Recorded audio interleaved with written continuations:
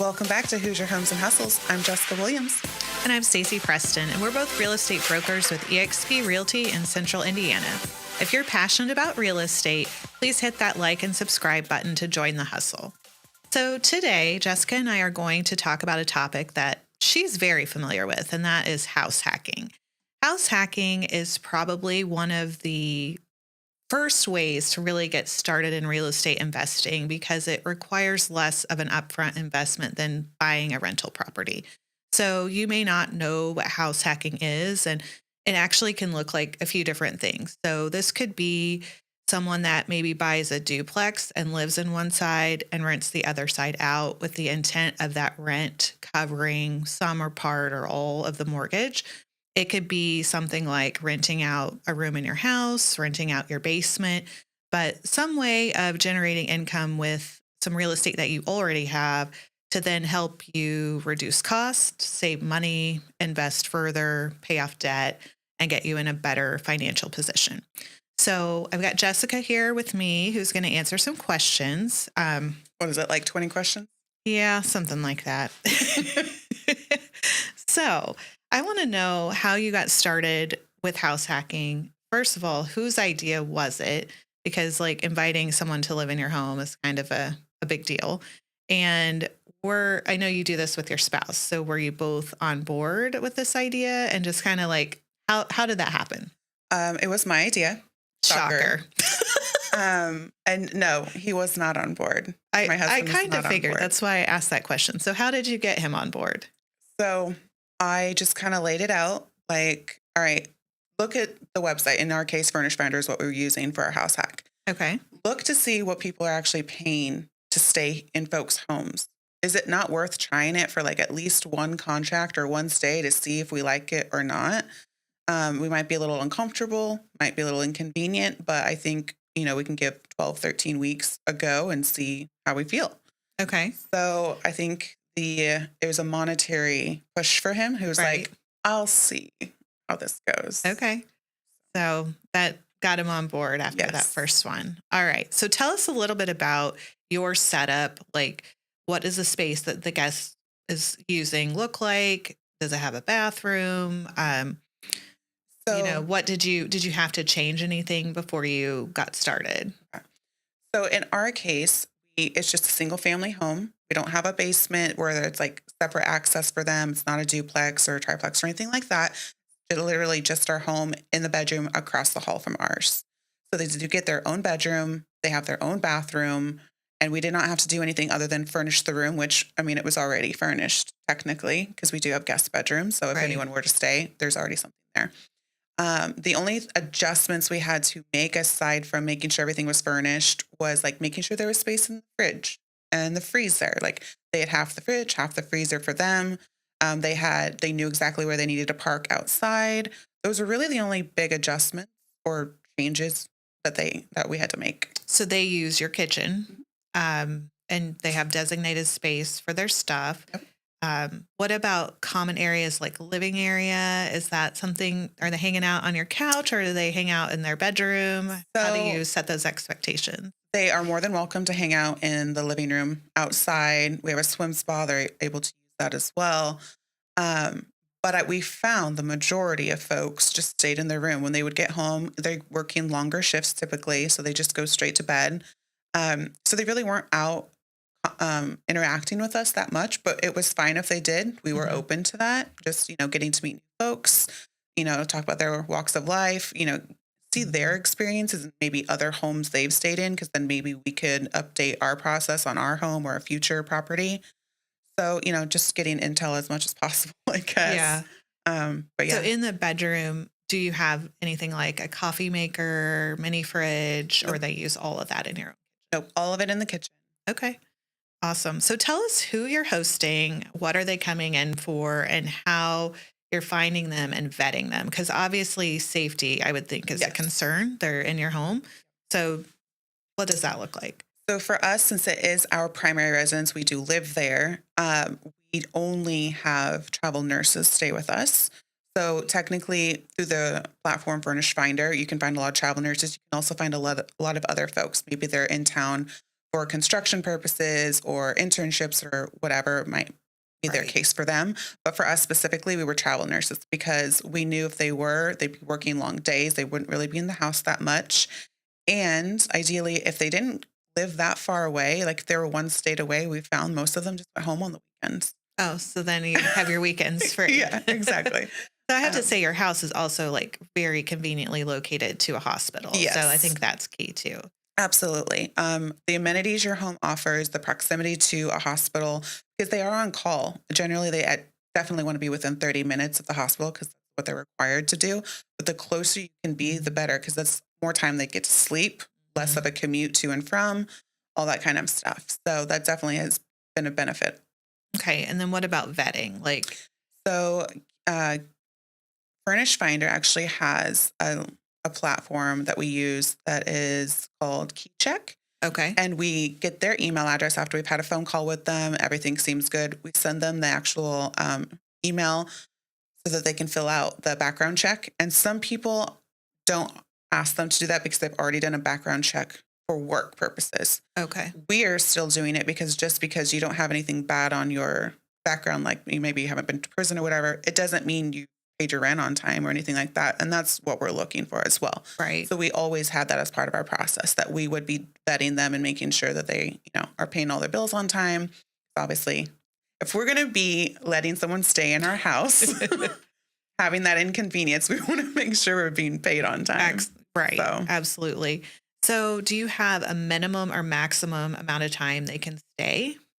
We don't have a maximum. We do have the minimum, usually about 12 to 13 weeks, because that's the typical contract for them. Okay. And then they can extend from there. We've had actual multiple folks extend or come back for another contract. Okay. So obviously that's better because that's less turnover we have to do, less time we have to spend finding another person, vetting them, having a conversation with them, all that So stuff. what's the longest someone has stayed? Um, 6 months? Consecutively, Yeah. 6 months. Okay. Okay. So definitely not it's more of a short, well, a midterm rental, but Yep. not like a traditional 12-month Right. lease. Okay. So let's talk about, let's say you decide to leave for the week or weekend or go on vacation. Do you lock up your stuff or do they just have access to everything then? We did put a lock on our bedroom door so that when we were going to be gone, we could lock it up. And then we also have our personal information locked up as Okay. well. So I'm not really that concerned with anyone stealing anything from us. I don't think that we have anything of real value aside from the house, which good luck picking that up and taking it with you. Right. So I am not that concerned about anything being stolen from that aspect. Obviously, I would care more about financial information, identity theft, that Yeah. kind of thing. Right. But other than that, yes, we do lock that kind of stuff up. And we have actually been gone when a new nurse has moved in. Okay. So we weren't even there when they arrived. Yeah. Well, I mean, that's great for them, right? They Yeah. have a little more privacy. So, okay. Um, so let's talk about some financials. What are you making on average in a month? On average, about $1,100 a month for a room Okay. in a house. And how has that helped you financially to, invest more in real estate or better your financial position? So the reason we even started doing that was because we'd already had our first short-term rental in downtown Indianapolis. We'd had our first out-of-state short-term rental in Texas. And we didn't necessarily have all the capital to go and buy a brand new property. So I was thinking, what can we do with the asset that we do have? Can we utilize that to our benefit? And this was perfect. I didn't have to buy anything extra. Maybe I got a few extra things for the bedroom that they're going to be staying in, but that was the only financial add that I had to Right. include. So for us, it let us build reserves and also build up to save for the next property that we ended up purchasing. Okay. Would you say this is covering your mortgage? Yes. Okay. I mean, you're living for free then. Yes, That's exactly. pretty amazing. I mean, obviously there's some inconvenience. It's not for Right. everybody, but it is pretty powerful what you would be able to do with that money if you didn't have to Absolutely. pay for your biggest expense. And I mean, and that's it, right? Like there's definitely a balance. I mean, if we were only making $500 a month, would it be worth the inconvenience to us? That might be a different conversation. Right. But knowing for us that it's definitely worth it from covering our mortgage. And I love that everybody's not comfortable enough to do it because then that gives people like me the option to do it and thrive doing it. So I mean, I know you've told me you guys kind of enjoy doing it. You've gotten to know some of the people and kept in touch with some of the people that have stayed with you. So, Yeah, our last nurse that was with us before our foreign exchange student arrived, they arrived. They happened to meet one of our old nurses at the same hospital. And then we also had another nurse that had come back for something. And we ended up just having like a little reunion barbecue outside with like three nurses that we had hosted yeah, before. So it was nice to have that camaraderie and build those relationships for sure. right. That's really cool. And to your point, like this is definitely not for everyone. So Right. it does give you a competitive edge. So, have you ever had a nightmare guest? We haven't had a nightmare guest. I would One that you say wouldn't welcome back? there's probably one we wouldn't, and it was our first one. Okay. That's fair. Yeah, nothing bad. It's just not our cup of tea. Like not a personality fit, yeah, maybe? it just wasn't a little socially awkward. Okay. So before you started renting, were there any considerations with insurance? Like, did you reach out to your insurance agent and let them know you were doing this? And were there any changes that you needed to make to your homeowner's policy? Yes, if you're considering doing this or even having it as a short-term rental in some regard, definitely let your insurance company know because you need to be covered appropriately should anything go wrong. Because if something happens and you're not covered properly with the right Right. policy, they're not going to cover it, and then now you've actually wasted more money than you earned. Right. Okay. Any pro tips for someone considering this strategy that we haven't covered already today? I would say if you're thinking about it and you're like, is this right for me? Is it not? Maybe you're like, at this dollar amount, it might be worth it to me. I would just say going on Furnish Finder and just looking to see in your area what homes, what amenities they have compared to your home, see what they offer, see what their pricing is. And even if you can list it for that amount or maybe even slightly under and it's still worth it to you, that might be a great way for you to like start kind of get your feet wet a little bit. Okay, great. Do you know if you can implement this strategy if you're renting? Let's say you have an apartment and you've got this spare bedroom. Is this something you can do? You can if your lease lets you sublease. Right. I feel like most leases don't. So Right. you want to make sure you check with your landlord on that or just go into it with a roommate and have them on the lease. I know that's usually allowed, but just renting it by the month on Airbnb, most landlords are not going to be cool with that. Well, thank you so much for telling us about this strategy. I have to ask now, is your husband on board and how long do you think you might continue to implement this strategy?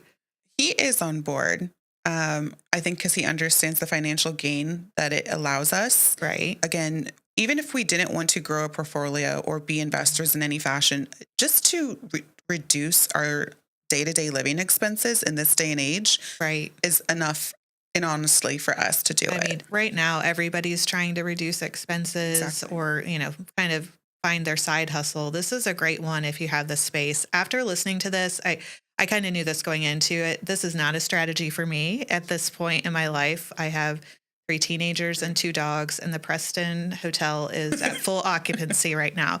Now, when they go to college and we've got some spare space, I mean, maybe it would be an option, but I think it really depends on your stage of life. Absolutely. And I feel like we'd have to pay somebody to come live with us. And then we might be like, hey, can you take this kid to practice? Like no one's going to sign up for that. Yeah. So if I had kids, it'd be a different story. And I've Yeah. actually seen other properties online and they've mentioned in the comments about having kids in the home, and I wouldn't be comfortable with that. But again, it's all personal preference. yeah, I've seen it too. And I mean, even pets, you may we have dogs and I know you don't have pets and don't allow pets, right? Right. So, I mean, if you have pets, it doesn't mean you can't do it. And, maybe then you can be pet friendly and attract a different group of tenants. So yeah, not for me. Maybe it's for you. But we just thought it was a strategy worth bringing up if you're looking to get into real estate investing or reduce expenses or find a way to save more. So thanks so much for sharing your experience. And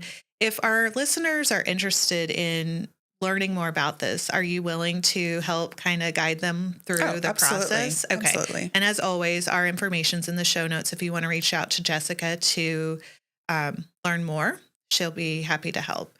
Well, that's it for today's episode of Hoosier Homes and Hustles. If you enjoy our conversations here, please remember to like and subscribe. Let's hustle smarter together. We'll see you next time.